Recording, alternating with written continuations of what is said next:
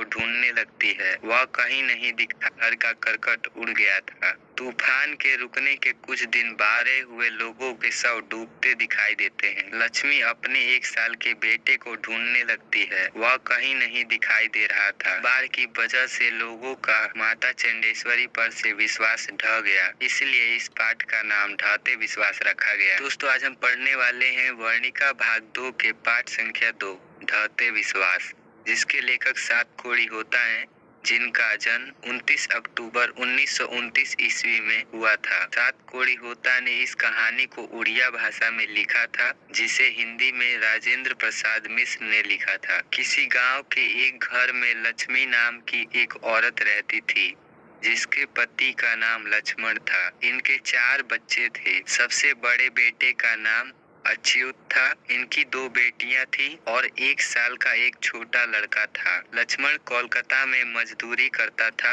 मजदूरी करने के बावजूद घर का खर्च नहीं निकल पाता था।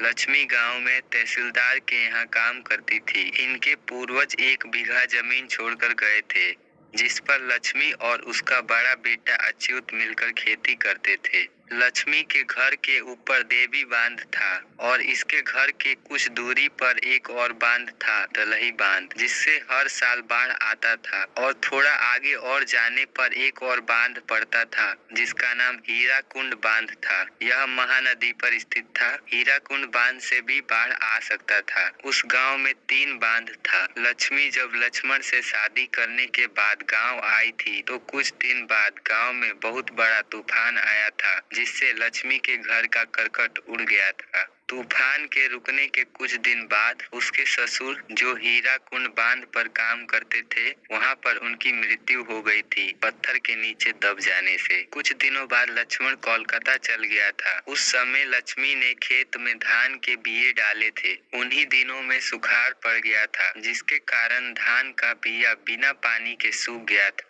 कुछ दिनों बाद भारी बारिश हुई। बारिश की अधिकता के कारण दलही बांध पूरा भर गया था और हीराकुंड बांध से भी बाढ़ आने का खतरा मंडरा रहा था। गांव में पंचायत बुलाई गई। वहां एक पढ़ा लिखा लड़का था, गुणनिधि। गुणनिधि ने कहा कि मैंने कई बार हीराकुंड बांध पर काम किया है, तो मैं बाढ़ को रोकने के लिए कुछ कर सकता हूँ। तो गुणनिधि ने एक संगठन बनाया, जिसका नाम स्वयं सेवक रखा, जिसमें लोग अपनी इच्छा से अपना सहयोग करेंगे। उसी में लक्ष्मी के बड़े बेटे अच्युत ने भी सहयोग करने के लिए जुड़ गया। गुणनिधि ने कहा कि हम बाढ़ को पूरी तरह से तो नहीं रोक सकते, लेकिन रोकने का प्रयास तो कर सकते हैं। इस संगठन ने दलही बांध पर बांध को मजबूत करने लगे कि कुछ दिन तो बाढ़ को रोका जाए, लेकिन हर क्षण पानी बढ़ता ही जा रहा था। गांव के सरपंच साहब ने बोल रखा था कि जब पानी अधिक बढ़ जाए तो गुणनिधि तुम मुझे सूचना देना। तो गुणनिधि जल्दी से भागता भागता सरपंच साहब के पास पहुंचता है और कहा, सरपंच साहब, बाढ़ का पानी किसी भी समय गांव में प्रवेश कर सकता है। तो सरपंच साहब ने कहा कि